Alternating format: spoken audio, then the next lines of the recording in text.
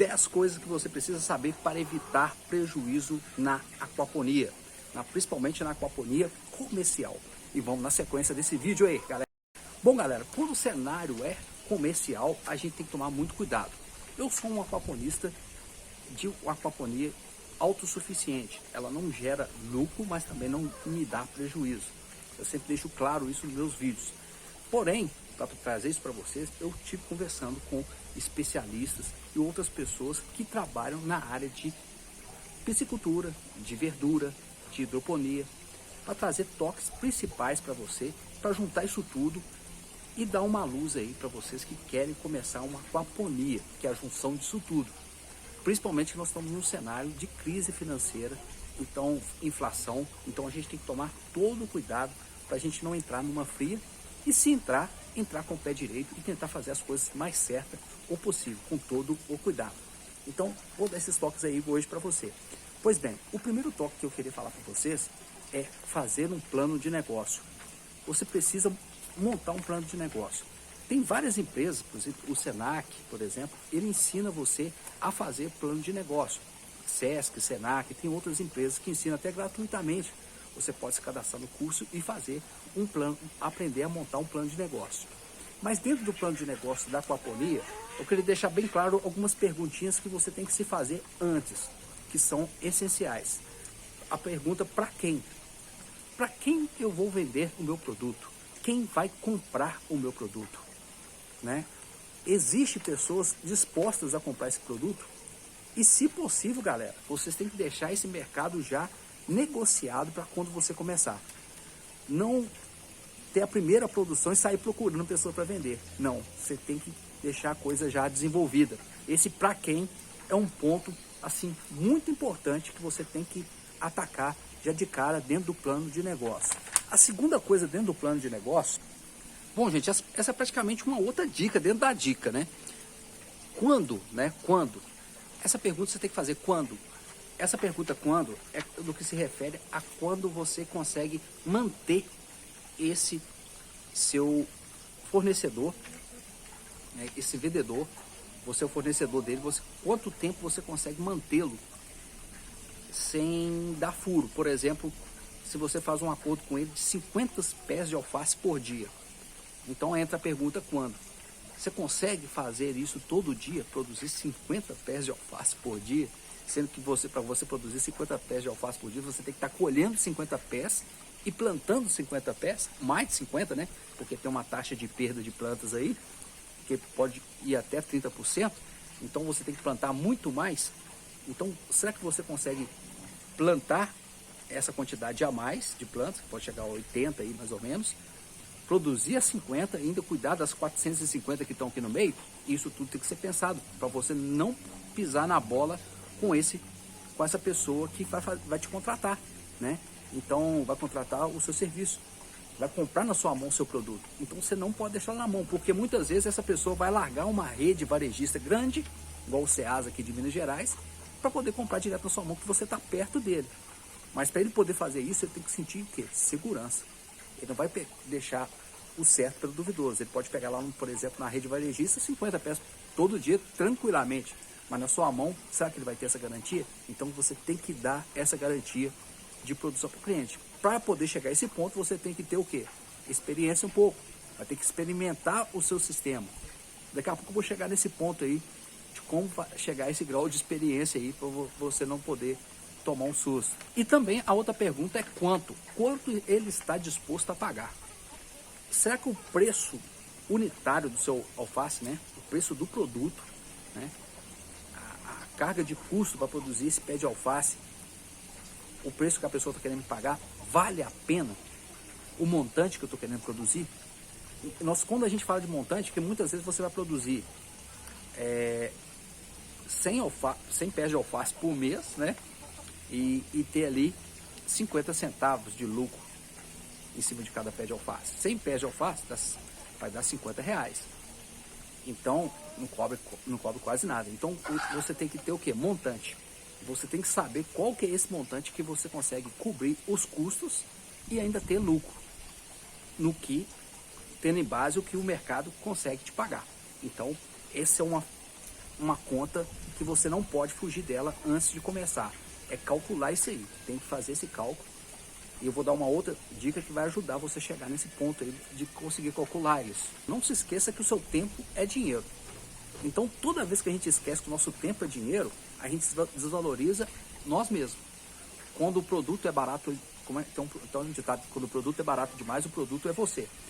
E eu falo, você tem que colocar a sua mão de obra dentro desse produto, dentro dos custos desse produto, dentro da previsão desse produto. Por exemplo, Luciano, eu estou na agricultura familiar, minha esposa está trabalhando para mim, meu filho trabalhando para mim e eu trabalhando. Então eu não me incluo, eu vou incluir só o que entrou de dinheiro. Não, está errado. Você tem que fazer valer a pena para sua esposa, tem que fazer valer a pena para você, tem que fazer valer a pena para o seu filho. O seu filho não está aí, às vezes, por exemplo, trabalhando à tarde, ele veio da escola e começou a trabalhar na sua aquaponia com você, tem que fazer valer a pena para ele, porque ele poderia estar fazendo um curso técnico ou trabalhando para outra pessoa ganhando um salário mínimo. Então, se ele não consegue tirar um salário mínimo disso que ele está te ajudando, ele pode te ajudar de outra forma que te ajudaria muito mais. Então, você tem que fazer valer a pena. Então, se vale a pena com 2 funcionários, você e mais um, tem que valer a pena para os 2, entendeu? Para você, inclusive. Você tem que colocar você nessa conta. Você parou tudo que você estava fazendo na sua vida para poder investir nesse negócio. Então, tem que fazer valer a pena para você ficar por conta disso. Então, você tem que tirar pelo menos no mínimo, um salário mínimo com esse trabalhão todo de gerir o negócio. Então, você tem que tirar muito mais que o salário mínimo. Tô falando assim, no mínimo, né? Uma coisa de pensar. Então, não desvalorize a mão de obra. Construir uma piscicultura rentável. Construir uma aquaponia através de uma piscicultura rentável. Isso eu não vi ninguém fazendo. Pode ser que alguém já tenha feito. Se alguém fez, deixe no comentário aqui. Alguém que já tinha uma piscicultura rentável, funcionando, e chegou ali e falou assim, vou colocar uma aquaponia aqui agora. Esse momento é um momento legal e é um toque eficiente para vocês. De repente você não vê muito mercado ainda nas verduras. Você pode começar com a aquaponia, com a piscicultura. E você já tem experiência na piscicultura e já consegue fazer sua piscicultura ser rentável, que isso aí tem vários casos no Brasil, não são poucos. Você colocar a aquaponia junto dessa piscicultura é muito mais prático do que para quem está começando com os 2. Porque você já tem uma experiência de negócio e vai saber julgar essa experiência para o lado das plantas. Então, e também no próprio sistema, né, você pode utilizar o próprio sistema que você já tem montado, com os tanques e tudo mais, para poder fazer essa aquaponia. Apenas se você vai fazer adaptações técnicas, né, e estrutura hidropônica, por exemplo, né, para poder sustentar essas plantas. Então você vai fazer uma adaptação do projeto. É diferente de você começar um projeto do zero que você não tem patrimônio ainda construído, né? Então é um toque que assim eu não vi ainda do meu convívio pessoas da piscicultura que fizeram essa agregação, mas seria muito interessante. Eu vivo pensando nisso, começar com uma piscicultura primeiro e depois fazer essa piscicultura. Quando ela estiver rentável mesmo, se tiver certeza que ela está rentável, eu entro depois com a aquaponia, com a cadeia da aquaponia. Seria visitar, né? Visitar aquaponistas, hidroponistas e piscicultores experientes e horticultores experientes. Gente, isso é fundamental antes de você fazer um negócio. Visitar pessoas que são bem sucedidas no setor. E como esse setor ele tem 2 setores dentro dele, é vital você ir fazer visitas pontuais a hidroponistas principalmente, ver como os hidroponistas, a questão da rentabilidade, como funciona o sistema do hidroponista, como é que ele mantém aquilo ali, os custos que ele está tendo, se está valendo a pena para ele, entendeu? O horticultor, se está valendo a pena para o horticultor, aonde que ele está escoando a produção dele, e para o piscicultor. Você vai no piscicultor também experiente, conversa muito, bate um papo, anota. Se for preciso, você paga esse cara também, né? Paga o quê? Paga a hora ali que você está conversando com ele, que ele tem que parar tudo para te dar atenção. Você marca um horário com ele e fala assim, eu quero conversar com você. Assim, eu falo para você procurar pessoas mais isentas, pessoas que realmente estão vendendo ou peixe ou vendendo alface. Elas não vivem de produtos que estão ao redor. Mas tenta pegar pelo menos um caso de uma pessoa que não tem nenhum dessas redes de interesse, porque a pessoa está vendendo unicamente o alface ou unicamente o peixe, ou os dois juntos, ou tá dando duro na aquaponia aí na área urbana, para você ter uma referência melhor. Porque muitas vezes a pessoa, às vezes, a gente pode ficar cego pela própria coisa que a gente faz. Aí a gente fala assim, poxa, não, isso aí vale a pena sim e tal. E você tenta provar que vale a pena e você ignora várias coisas que estão dando errado. Porque o seu olhar está um pouco viciado. É lógico que existem pessoas, por exemplo, que têm produtos e fazem consultoria. E elas também podem te alertar, ó, não vai para cá não, que aqui vai dar errado. Eu já fui por aí e deu errado. Eu tenho uma aquaponia funcionando, vai por aqui, que aqui é melhor. Então, assim, tem vários exemplos disso. Então, mas o ideal é você não ficar só nas suas ideias, é você procurar pessoas experientes, pessoas que têm know-how no mercado, tanto na aquaponia, quanto na piscicultura, quanto... É igual eu falei, pode procurar um hidroponista, não é errado procurar um hidroponista nessa hora, ou um horticultor, não é errado, para você ter noção de preço, né, de vazão do produto. É muito importante você não ficar só no mundo das suas ideias. Não faça tudo, a outra dica não faça tudo que os outros fazem. Por quê? Muitas vezes o que o outro está fazendo também está dando errado. E você vai lá e replica. Isso acontece muito quando a gente vê experiências dos outros e a gente não aprofunda nos dados desse produtor. Aí você copia a fórmula dele, só que a fórmula dele não está dando certo. Isso acontece muito com vídeos que você vai ver no YouTube e tal. Você vê uma coisa muito legal, muito bonita. Eu já vi, gente, coisa dando prejuízo fazendo reportagem para televisão. Dando reportagem para televisão, e eu conheci a pessoa no dia a dia, estava dando prejuízo. Não era aquaponia não, tá? Era outra coisa. Então assim, mas a pessoa estava dando até reportagem para televisão. Olha para você ver a responsabilidade. Então o que acontece? Você vê um exemplo desse na televisão, você fica todo empolgado, na hora que você vai pôr a mão, né? Ou tem outros interesses que você não consegue ver numa reportagem. Então sempre você tem que visitar e pedir os dados, né? Por isso que é legal você pagar a pessoa, porque a pessoa às vezes fica mais disposta a te passar os dados mais confiáveis. O outro ponto seria a cadeia de distribuição, né? E a localização sua. Tem lugares que você pode estar no mapinha aí do Brasil que você não tem uma cadeia boa de distribuição desses produtos, ou que esses produtos que você sonha tanto produzir na aquaponia não tenha saída.